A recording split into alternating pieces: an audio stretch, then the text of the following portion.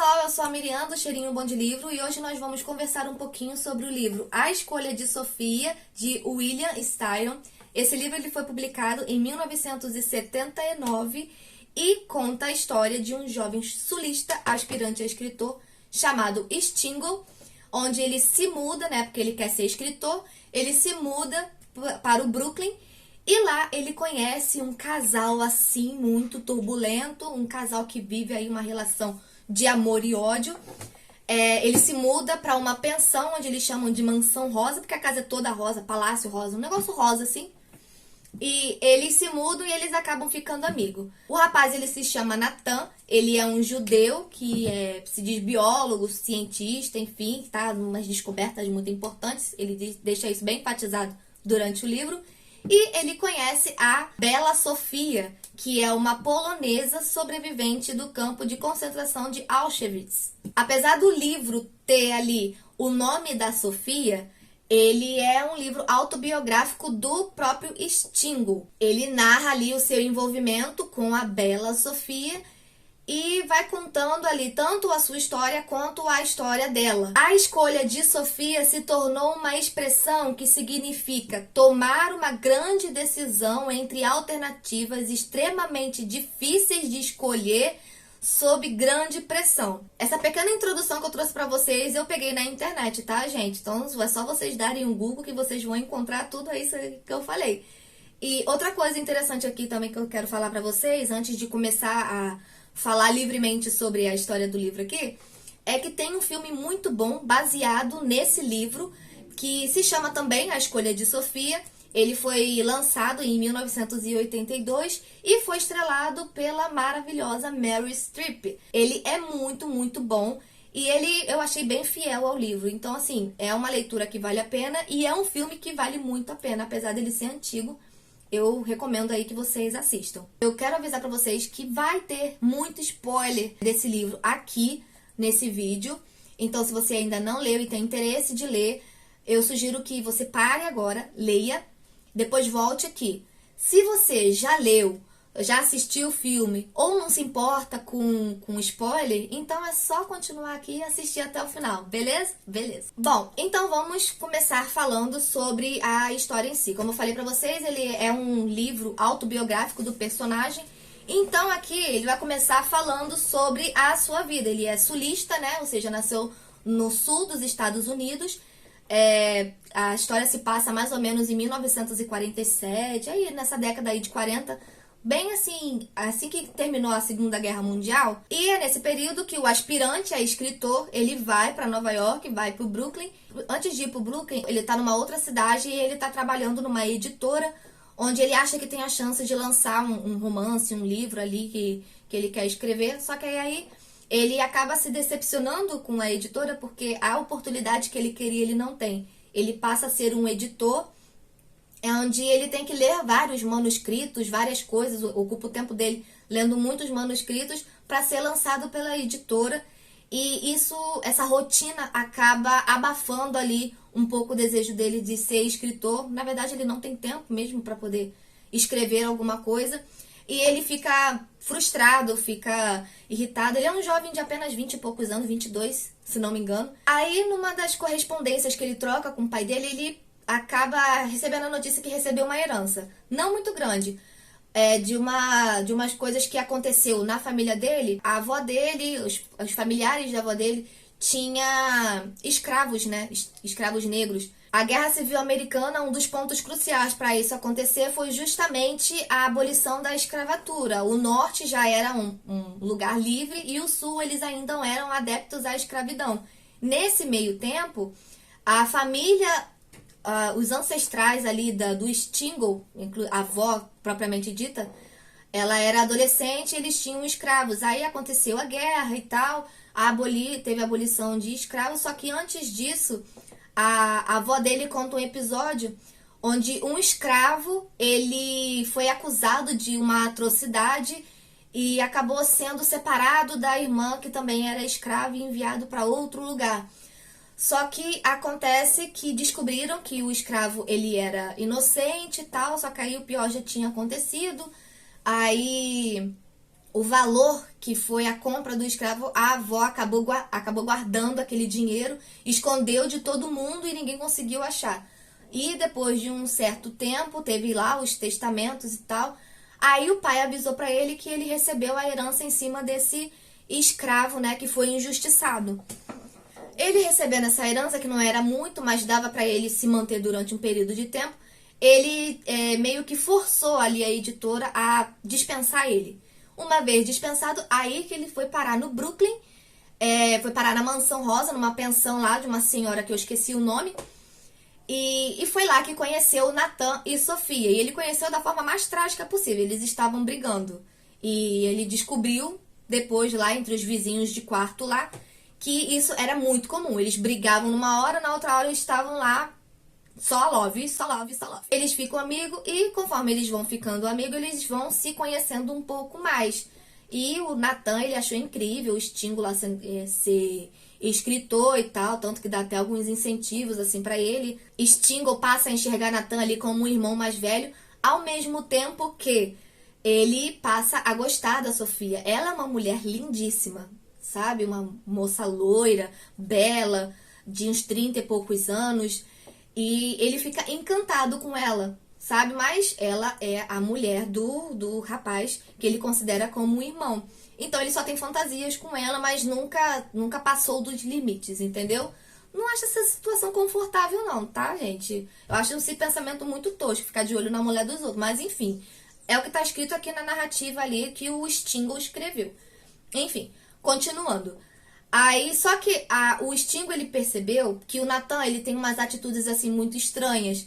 Uma hora ele tá sorridente, é aquele cara parceirão e tal, cheio de alegria, de áurea de felicidade, e de repente ele se transforma numa fera, se transforma num cara muito estranho, agressivo, e é nessas horas que ele parte pra cima de Sofia, muitas vezes a machuca, entendeu? Fala desaforos para o Stingo e tal, só não desaparece, depois volta e é como se nada tivesse acontecido, entendeu? Então o Stingo, ele fica assim, ele fica no meio dessa confusão, porque uma hora ele é querido pelo Nathan e outra hora ele é dispensado como se fosse um cachorro. E a Sofia, nesse meio tempo, quando ela tá num momento mais melancólico, onde Nathan não está por perto, porque o Nathan é o raio de sol dela. Quando ele não está por perto, ela fica num momento muito melancólico, num estado muito triste. E é nesse momento que ela tem as conversas ali com o Stingo, onde ela vai revelando ali o passado dela, sobre o que ela passou na infância, adolescência, e também no período turbulento da vida dela, que foi o período em que ela passou no campo de concentração de Auschwitz. Então, assim, nesses momentos de melancolia é que a gente pega ali a narração da vida da Sofia. A princípio, ela conta que veio de uma família muito amorosa, muito maravilhosa. Ela é uma polonesa, como eu já falei pra vocês. Eles vivem na Polônia. O pai dela é um professor universitário. A mãe dela, eu não lembro a profissão da mãe dela, mas eu acredito que seja musicista ou alguma coisa assim. Mas ela fala que veio de uma família amorosa e tal, que teve uma infância muito boa, que teve uma adolescência muito boa. E ela conta isso como se estivesse deslumbrando assim o passado, e até um certo momento a gente até acredita no que ela fala, né? Só que aí depois de um certo tempo, parece que ela vai ganhando a confiança do Stingo, e ela fala: ah, Stingo, eu menti pra você. Meu pai, ele não era essa pessoa maravilhosa que eu tinha falado pra você antes. O pai dela era antissemita e que ele pregava o ódio contra os judeus aonde quer que ele fosse e botava a filha dele como se fosse um exemplo de um sangue puro, sabe? Tanto que ela aprendeu a falar alemão, a língua que eles conversavam dentro de casa era alemão, ela falava fluente, falava muito bem. Aí também falava francês e teve que aprender a falar inglês quando chegou nos Estados Unidos. Aí assim, no período em que ela vivia com o pai dela botava ela para poder digitar os discursos dele, datilografava, né? Então ela ajudava o pai dela sem nem ter consciência do que estava fazendo. Quando ela tomou consciência daquilo que o pai estava fazendo, ela passou a ter um ódio muito profundo do pai. Então aquela perfeição que ela desenhou no início caiu por terra ali. entendeu? Então, assim, ela explicou pro Stingo que não era tudo aquilo que ela tinha falado antes, que o pai dela não era a perfeição, e depois ela falou que ela se casou com outro um rapaz lá que era tipo um discípulo do pai dela. Ela explicou que o pai dela não tinha noção de que os poloneses, depois dos judeus, eram uma raça assim que eles eram odiados pelos alemães, entendeu? O pai dela não sabia ou não tinha percebido isso. Tanto que aconteceu uma tragédia, né? Todos os intelectuais lá da Polônia, eles foram levados para campos de concentração, vários foram exterminados, inclusive o pai e o marido dela também foram exterminados nesses lugares, e até o último momento o pai dela falou que havia tido um engano, que na verdade eles eram a favor dos alemães e tal, só que eles estavam cagando, eles só queriam acabar mesmo com aquela coisa toda que aconteceu, né, na Segunda Guerra Mundial. Lá com os alemães e aquela raça pura, aquela ideia de raça pura, e os poloneses estavam por fora disso. Ela explica como é que era a vida dela antes dela entrar no campo, que ela vivia com umas pessoas que eram a resistência, no caso. Ela vivia com essas pessoas, mas ela não queria, assim, se meter. Ela só queria viver tranquila, sobreviver. Ela explica como é que era a situação que ela vivia no campo de concentração em Auschwitz, como é que ela foi parar na casa de um comandante para servir ali como tradutor, um negócio assim, já que ela era uma pessoa instruída. Então ela foi aproveitada na casa desse comandante, e algumas coisas que ela tentava fazer para obter informação sobre o filho dela. Sim, ela tinha um filho, então ela tentava de tudo. E ela explicava que no alto do desespero dela, se alguém chegasse para ela e falasse que ela teria que matar 20 judeus para ter o filho perto dela, ela faria, porque o nível de desespero era muito grande. Então ela explica isso, e ela explica de um jeito que fala: Stingo, eu sou uma pessoa muito ruim, não sou uma pessoa legal. E ela todo tempo falava que ela carregava culpa no coração, que ela carregava, que ela não podia se livrar da culpa, ela poderia se livrar de muitas coisas, mas nunca da culpa que carregava. E o Stingo associava essa culpa às decisões que ela foi tomando na casa de Auschwitz. Só que o ápice da culpa que ela carregava é que, na verdade, ela tinha não só um filho, como tinha também uma filha. Chega num determinado momento em que ela conta que assim que ela pisou na estação para ir para os campos de concentração, estava havendo uma triagem ali. Nisso que estava havendo uma triagem naquele lugar, um dos guardas chegou para ela e simplesmente botou ela entre a cruz e a espada. Ela tinha que escolher quais dos filhos dela tinha que sobreviver, a filha ou o filho. Qual que ia para o lado esquerdo, qual que ia para o lado direito. Qual que ia ser realmente morto e qual que iria para um campo de concentração. Aí ela disse que não podia escolher. Gente, olha só a situação. Uma mãe que tem 2 filhos, como é que ela vai escolher qual filho que vai viver e qual filho que vai morrer? A mãe não quer uma escolha dessa. Nenhuma mãe quer uma escolha dessa, sabe? Então, a escolha específica que a toda a vida dela, para todo sempre, foi justamente isso que ela fez. Ela escolheu quem é que ia viver e quem é que ia morrer. E aquilo, ó, dilacerou a alma dela. Isso foi só um exemplo do horror que aconteceu lá naquela época. Não só ela é uma personagem fictícia, mas muitas mulheres viveram isso, sabe? É até inimaginável uma situação dessa. Então ela falando isso, a decisão que ela tomou acabou com ela, entendeu? Então essa vida que ela tinha com o Natan, isso justificou o modo como ela aceitava Natan de volta, apesar de todos os pesares, porque a culpa que ela trazia fazia ela aceitar qualquer migalha de afeto, sabe? Pra ser uma forma de punição pela culpa que ela carregava. Então ela aceitava esse tipo de situação. E o Stingo tava ali no meio dessa situação, e ele ouvindo, ele ficava abismado, ele ficava triste, ele ficava pensativo e tal.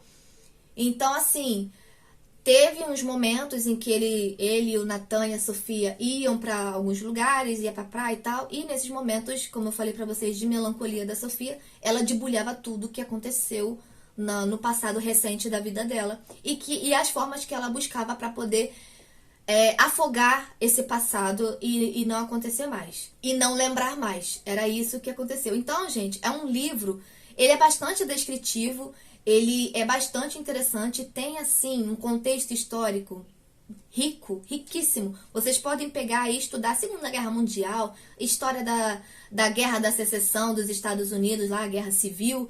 Vocês podem pesquisar também sobre como é que era a vida dos sulistas antes da guerra.